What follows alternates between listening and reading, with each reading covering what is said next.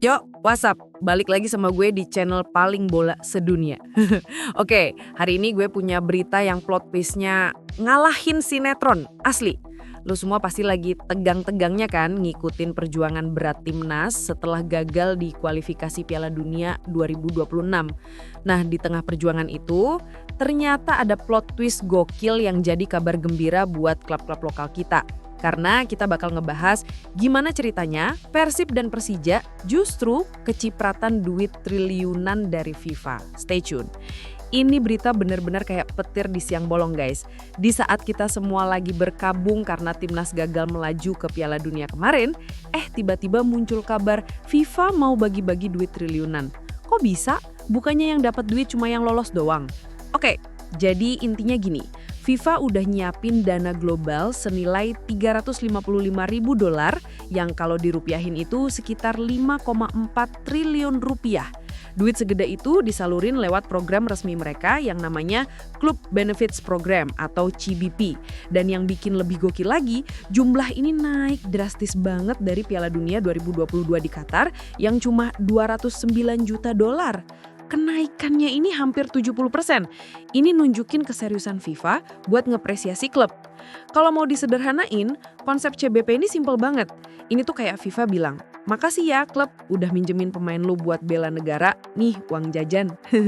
Jadi ini adalah bentuk kompensasi buat klub-klub yang ngelepasin pemainnya buat berjuang di level tim nasional. Tapi pertanyaannya, kok bisa klub Indonesia ikutan dapet? Nah ini dia bagian paling menariknya. Penting banget buat kita ngerti mekanismenya biar nggak ada salah paham. Ini bukan duit hibah cuma-cuma yang dibagiin acak, tapi ada sistemnya. Program CBP ini sebenarnya bukan barang baru, udah ada sejak Piala Dunia 2010. Tapi yang bikin edisi 2026 ini jadi game changer adalah aturannya yang dirombak total. Perbedaan paling fundamental dari skema CBP yang sekarang dibanding edisi-edisi sebelumnya adalah untuk pertama kalinya klub mendapat kompensasi tidak hanya untuk pemain yang tampil di putaran final, tetapi juga saat tampil di babak kualifikasi. Skema baru yang super inklusif ini adalah hasil dari nota pemahaman alias MOU antara FIFA sama European Club Association atau ECA yang ditekan bulan Maret 2023. Dampaknya apa? Program ini jadi jauh lebih adil dan merata.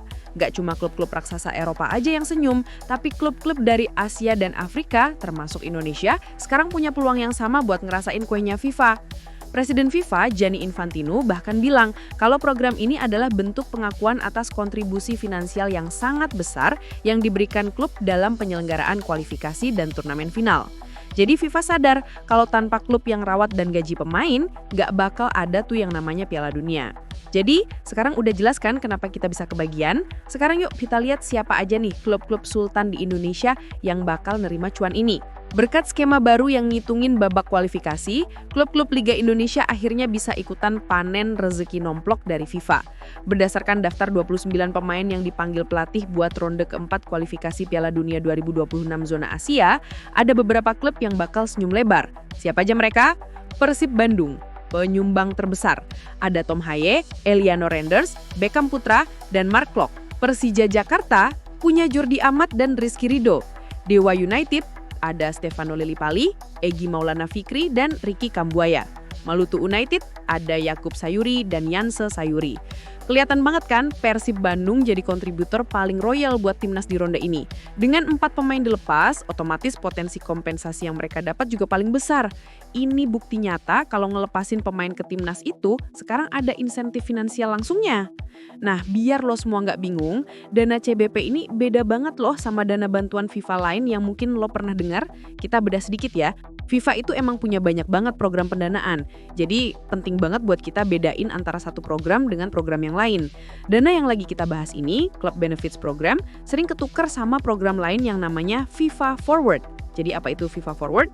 Simpelnya, FIFA Forward itu dana bantuan buat pengembangan sepak bola secara umum di setiap negara anggota FIFA.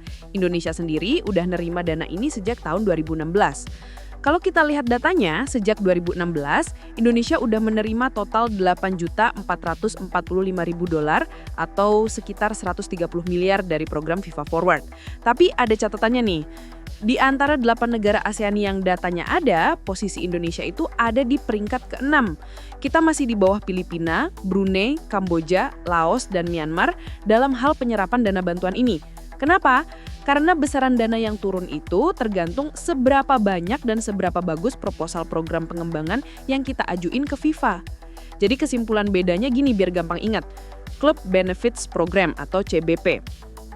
Duit kompensasi langsung buat klub. Kenapa? Karena udah minjemin pemainnya. FIFA Forward, duit bantuan buat federasi alias PSSI. Kenapa? Buat jalanin proposal proyek pengembangan sepak bola. Udah jelas kan bedanya? Sekarang mari kita tarik kesimpulan dari semua obrolan kita hari ini. Oke guys, setelah kita bedah habis-habisan, ada 3 poin penting yang bisa kita kantongin dari episode kali ini. Yang pertama, plot twist positif. Di tengah perjuangan berat timnas menuju Piala Dunia, ada hikmah finansial yang positif. Klub-klub lokal seperti Persib dan Persija tetap dapat kompensasi langsung dari FIFA. Yang kedua, mekanisme baru. Ini semua bisa terjadi berkat skema baru dari Club Benefits Program atau CBP yang revolusioner. Untuk pertama kalinya, partisipasi pemain di babak kualifikasi juga dihitung, nggak cuma di putaran final.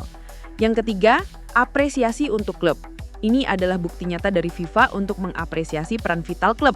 Ini jadi insentif yang bagus banget buat klub agar terus mendukung tim nasional dengan melepaskan pemain-pemain terbaiknya. Ini jelas jadi angin segar buat ekosistem sepak bola kita. Semoga aja dengan adanya insentif kayak gini, hubungan antara klub dan federasi ke depannya bisa makin harmonis dan saling menguntungkan. Gimana menurut lo? Adil nggak skema dari FIFA ini? Coba deh drop komen lu di bawah. Oke deh, segitu dulu buat episode kali ini. Jangan lupa terus dukung sepak bola Indonesia apapun kondisinya. Gue pamit, cabut.